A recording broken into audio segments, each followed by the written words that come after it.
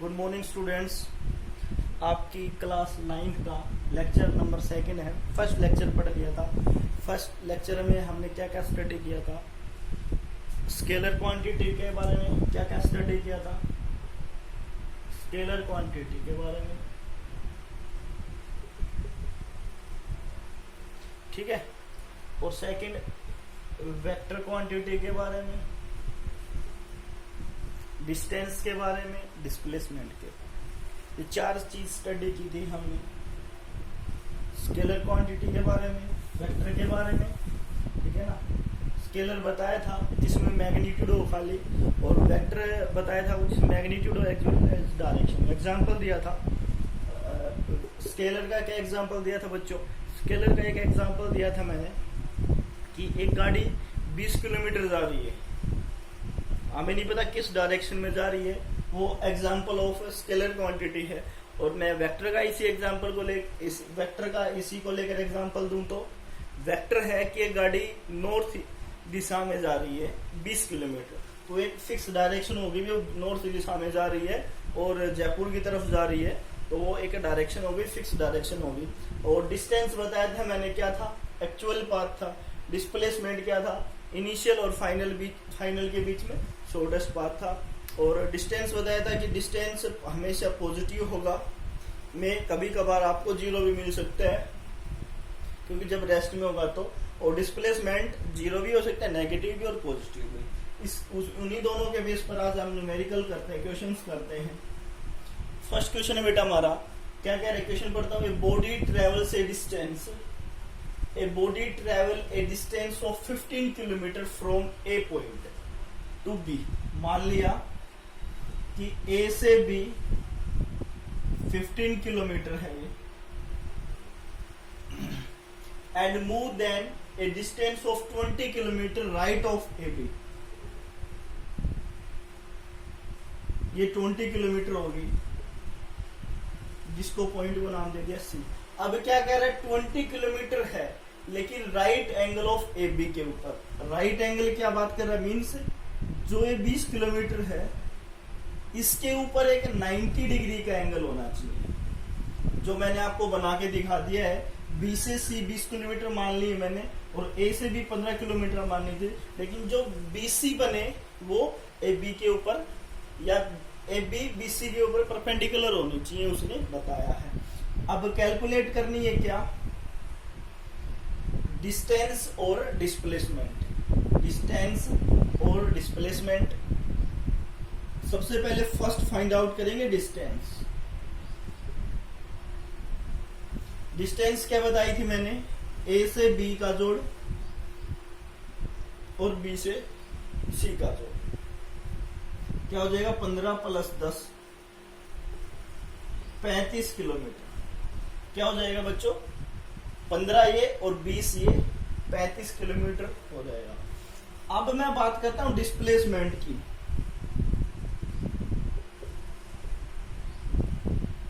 बच्चों इसने क्या कहा कि एक बॉडी ट्रेवल करती है ए से बी मान लिया 15 किलोमीटर, फिर राइट एंगल पे करते बी से सी 20 किलोमीटर। इसने ये नहीं कहा कि बॉडी वापस रिटर्न जाती है, तो रिटर्न जाती, ये कहता कि रिटर्न टू इट्स अपने ओरिजिनल पोजीशन पे, जहां से चला था वहीं तक, तो ये 0 हो जाता है डिस्प्लेसमेंट। अभी 0 नहीं होगा। अब डिस्प्लेसमेंट पूछ रहा है कितना होगा। डिस्प्लेसमेंट कैसे बताएंगे? इन दोनों के बीच का डिस्प्लेसमेंट क्या होगा? तो राइट एंगल है तो पाइथागोरस थ्योरम यूज कर लेंगे। तो पाइथागोरस थ्योरम क्या थी? जो हाइपोटेन्यूज है, जो सबसे बड़ी साइड, उसका square plus equal to A B का square plus of B C का स्क्वायर। यही था ना बच्चों?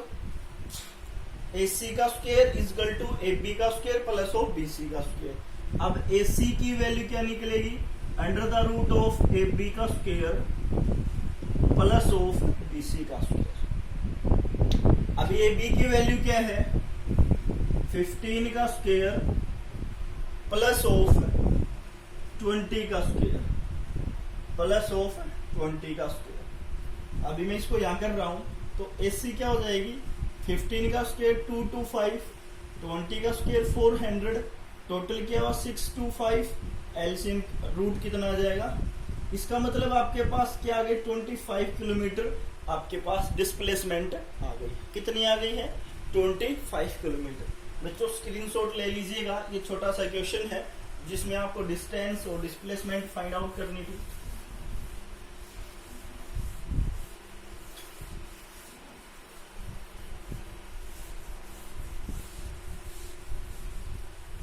क्वेश्चन करते हैं सेकंड क्वेश्चन क्या है बच्चों, in figure given figure object moving on a straight line, object move कर रहा है स्ट्रेट लाइन में, स्टार्टिंग फ्रॉम इट्स मोशन, ए से स्टार्ट हो रहा है और ट्रेवल करता है बी तक। कितने तक ट्रेवल करता है, बी पॉइंट तक, ठीक है ना, ये बी पॉइंट तक, ये बी पॉइंट है यहां पे, and reach to C, and reach to C and then return to ए।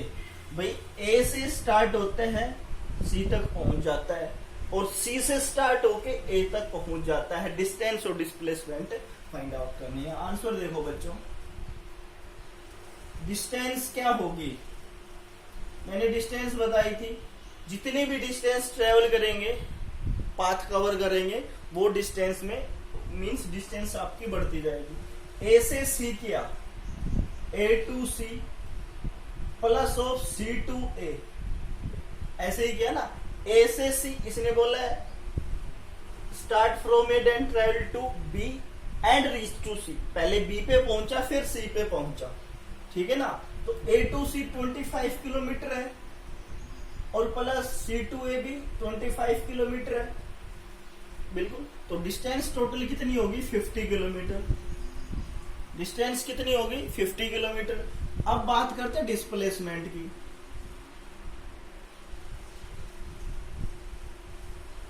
किसकी, डिस्प्लेसमेंट की। डिस्प्लेसमेंट क्या होगी बताई थी, ए से सी गया, सी से ए आ गया, तो A to C minus C to A. क्या बताया था मैंने, फाइनल पोजीशन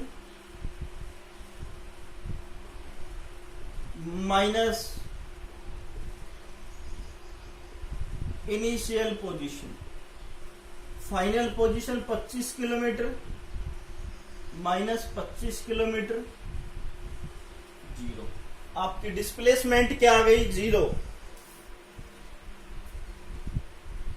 डिस्प्लेसमेंट क्या आ गई बच्चों, जीरो। ये दो क्वेश्चंस थे, इनके बेस पे आपके एनसीईआरटी में बहुत सारे क्वेश्चंस हैं। तो इसी प्रकार से आपके क्वेश्चंस, बहुत सारे क्वेश्चंस आपकी बुक्स में है, तो कर लीजिएगा।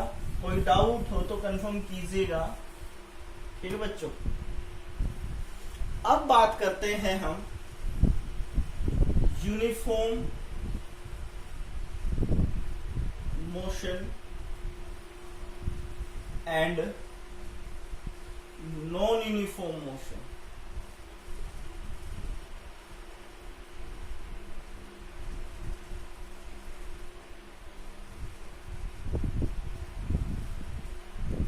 यूनिफॉर्म मोशन की और नॉन यूनिफॉर्म मोशन की बात करेंगे हम आज, ठीक है।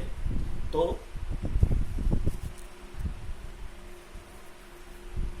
सबसे पहले बात करेंगे हम आज यूनिफॉर्म मोशन की, ओनली यूनिफॉर्म मोशन की। व्हाट इज यूनिफॉर्म मोशन, तो क्या लिखोगे, इफ एन ऑब्जेक्ट, कोई ऑब्जेक्ट है, if an object travels a straight line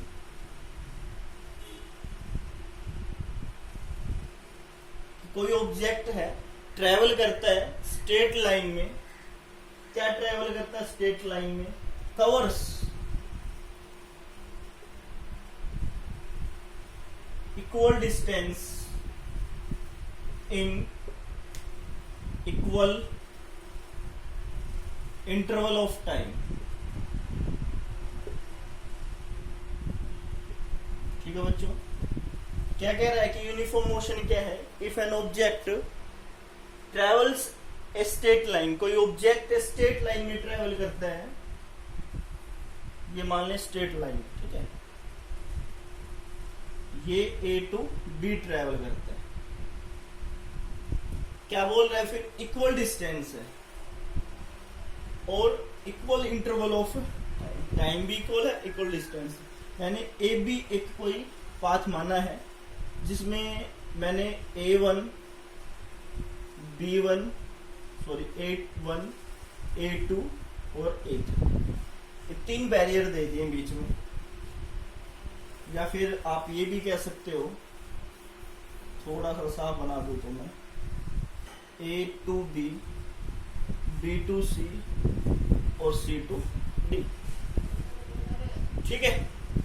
अभी 1 मिनट में, फर्स्ट 1 मिनट में 40 मीटर, 1 मिनट में 40 मीटर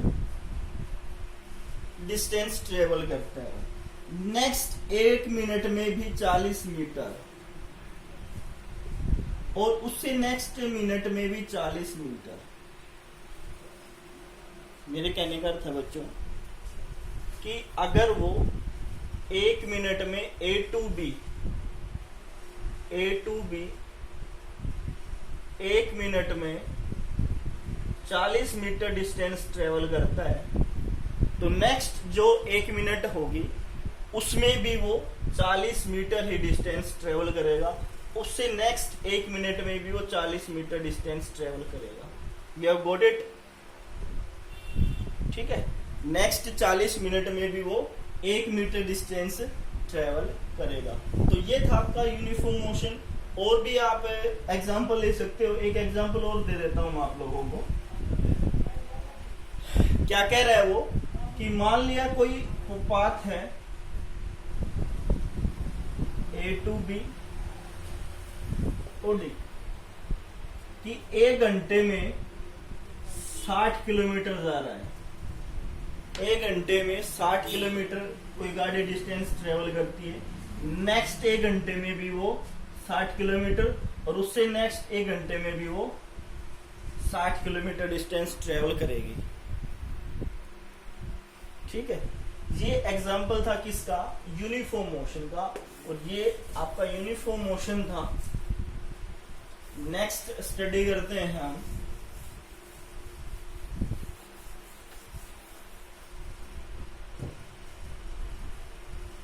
सेकंड है बच्चों नॉन यूनिफॉर्म मोशन।